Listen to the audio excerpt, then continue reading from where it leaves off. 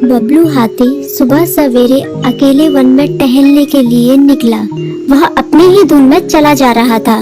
लगता था उसके दिमाग में कोई उलझन है जिसे वह सुलझाने की कोशिश कर रहा था। सड़क पर आगे बढ़ते ही उसके सामने चीकू खरगोश भागा। बबलू का पैर उसके ऊपर पड़ने ही वाला था कि चीकू जोर से चिल्लाया। उसकी आवाज सुनकर बबलू ने अपना पैर पीछे खींच लिया। कहाँ खोए हो बबलू भाई? कहीं नहीं, बस कुछ ऐसे ही सोच रहा था।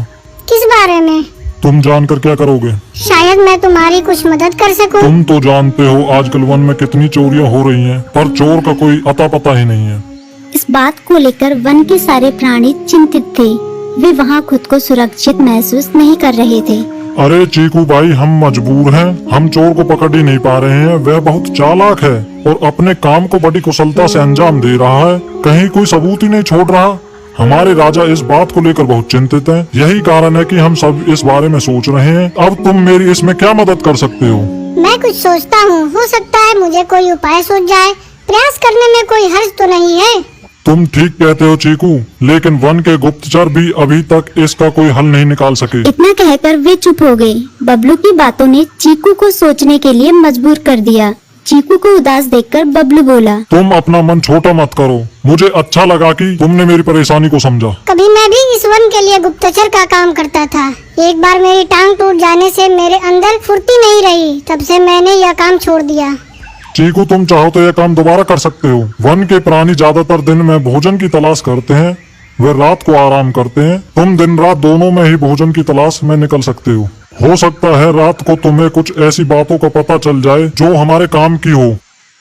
हाँ बबलू, तुम ठीक कहते हो। मैं आज रात को वन में घूम कर इस बात का पता करने की कोशिश करता हूँ। थोड़ी देर बातें करके चीकू अपने बिल की ओर बढ़ गया और बबलू अपने रास्ते चला गया। चीकू के दिमाग में अभी तक बबलू की कई बातें घूम रही थी। उसे समझ नहीं आ रहा था वह बबलू की मदद कैसे करे। दिन भर वह उसी उधेड़-बुन में लगा रहा। शाम होते ही चीकू कुछ सोचने लगा और वह चुपचाप बिल से बाहर निकल आया। चीकू की पत्नी ने देखा तो बोली, इस समय कहाँ जा रहे हो? बाहर खतरा है। खतरा तो सुबह भी रहता है, लेकिन खतरों से डर कर हम भूखे तो नहीं मर सकते। मैं बाहर घूम कर आता हूँ। इतना कहकर चीकू रात को बिल से बाहर निकल आया। कुछ दूर जाकर उसकी नजर बंकू उल्लू पर पड़ी, जो कुछ ही दूरी पर था। वह पेड़ की डाल पर बैठा अपनी गर्दन चारों तरफ घुमा रहा था। वह तेजी से पेड़ की एक डाल से दूसरी डाल पर उड़ रहा था। बंकू की नजर उस पर नहीं पड़ी थी। कुछ सोचकर चीकू पेड़ के पीछे से बाहर निकलकर थोड़ी खुली जगह पर आ गया और वहां से बंकू उल्लू को देखने लगा। बंकू ने चीकू को अंधेरे में भी देख लिया, पर उसने उसमें कोई उत्सुकता नहीं दिखाई और अपनी गर्दन चारों ओर घुमाता रहा। चीकू बड़ी देर तक बंकू की हरकतों पर नजर रखे रहा। वह थोड़ी देर तक खुले मैदान में खड़ा रहा, पर बंकू ने उसे देखकर भी अनदेखा कर दिया।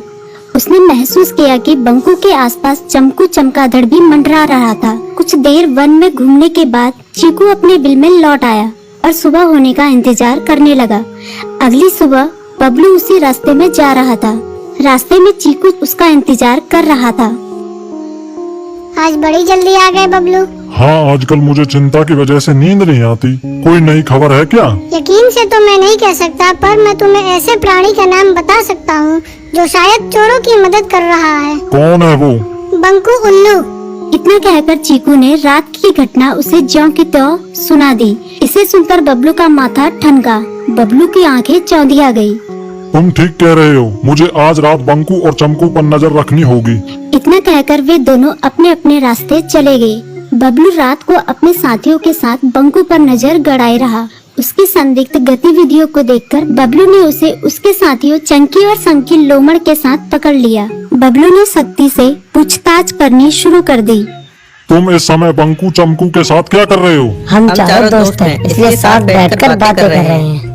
चमगादड़ और उल्लू की दोस्ती तो समझ में आती है, पर लोमड़ के साथ दोस्ती कैसे हो सकती है? सख्ती से पूछने पर दोनों ने अपना जुर्म कबूल कर लिया और सभी चोरियों के बारे में बताया जो उन्होंने कुछ दिन पहले वन में की थी। बबलू ने उनके चोरी का सारा सामान भी बरामद कर लिया। बंकू और चमकू को अभी तक समझ में नहीं आ रहा था कि वो इतनी आसानी से कैसे पकड़ में आ गए।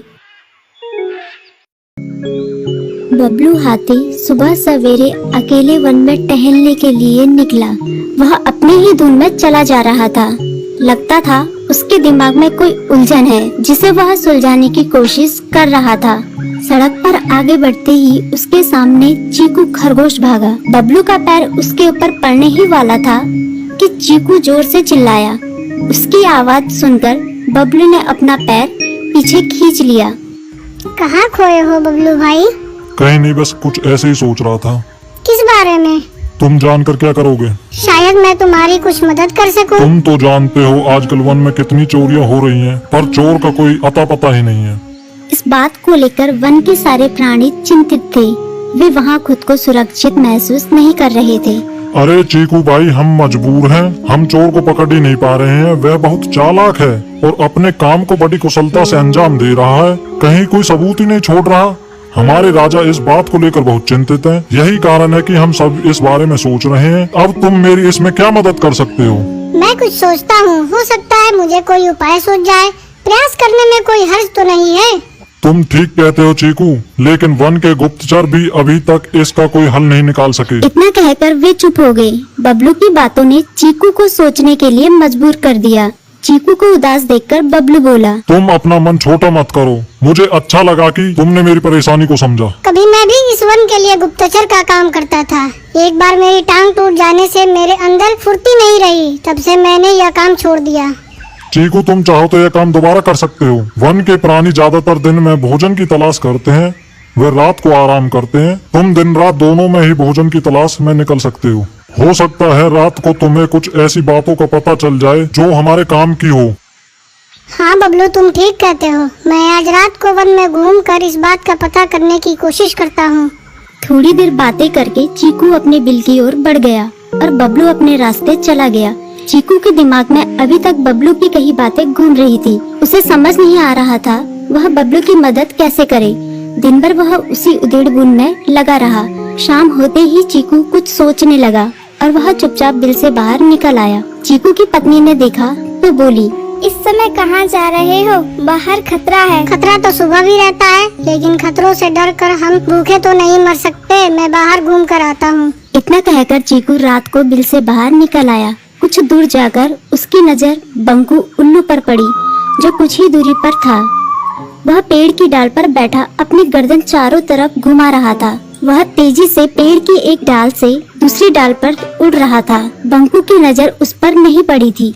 कुछ सोचकर चीकू पेड़ के पीछे से बाहर निकलकर थोड़ी खुली जगह पर आ गया और वहां से बंकू उल्लू को देखने लगा।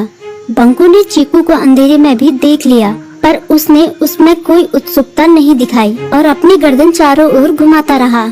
चीकू बड़ी देर तक बंकू की हरकतों पर नजर रखे रहा। वह थोड़ी देर तक खुले मैदान में खड़ा रहा, पर बंकू ने उसे देखकर भी अनदेखा कर दिया। उसने महसूस किया कि बंकू के आसपास चमकू चमगादड़ भी मंडरा रहा था। कुछ देर वन में घूमने के बाद चीकू अपने बिल में लौट आया और सुबह होने का इंतजार करने लगा। अगली सुबह बबलू उसी रास्ते में जा रहा था। रास्ते में चीकू उसका इंतजार कर रहा था। आज बड़ी जल्दी आ गए बबलू। हाँ, आजकल मुझे चिंता की वजह से नींद नहीं आती। कोई नई खबर है क्या? यकीन से तो मैं नहीं कह सकता, पर मैं तुम्हें ऐसे प्राणी का नाम बता सकता हूँ जो शायद चोरों की मदद कर रहा है। कौन है वो? बंकू उल्लू। इतना कहकर चीकू ने रात की घटना उसे ज्यों की त्यों सुना दी। इसे सुनकर बबलू का माथा ठनका। बबलू की आंखें चौंधिया गई। तुम ठीक कह रहे हो। मुझे आज रात बंकू और चमकू पर नजर रखनी होगी। इतना कहकर वे दोनों अपने अपने रास्ते चले गए। बबलू रात को अपने साथियों के साथ बंकू पर नजर गड़ाए रहा। उसकी संदिग्ध गतिविधियों को देखकर बबलू ने उसे उसके साथियों चंकी और संकी लोमड़ के साथ पकड़ लिया। बबलू ने सख्ती से पूछताछ करनी शुरू कर दी। तुम इस समय बंकू चमकू के साथ क्या कर रहे हो? हम चारों दोस्त हैं, इसलिए साथ बैठकर बातें कर रहे हैं।